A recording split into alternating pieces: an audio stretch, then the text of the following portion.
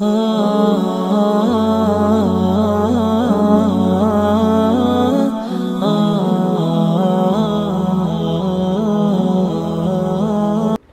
حضرت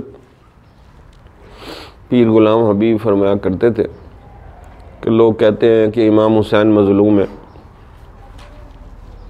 فرمایا میں کہتا ہوں قرآن اس سے زیادہ مظلوم ہے۔ وہ تو ایک دفعہ ظلم ہو گیا تو شہید ہو گیا، ختم ہو گیا، اور ادھر تو بار بار ظلم ہو رہا ہے۔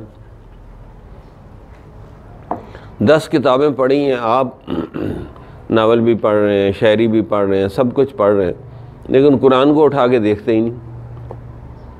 کئی بہانے، جی وضو نہیں ہے، جی بس جی دل نہیں میرا چاہ رہا، ٹائم نہیں ہے،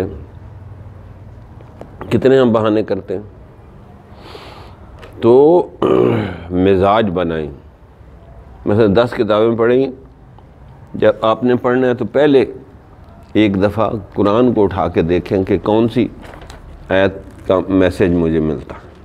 جمال الوجود بذكر الإله وتصفو الحياة بنور هدى، جمال الوجود بذكر الإله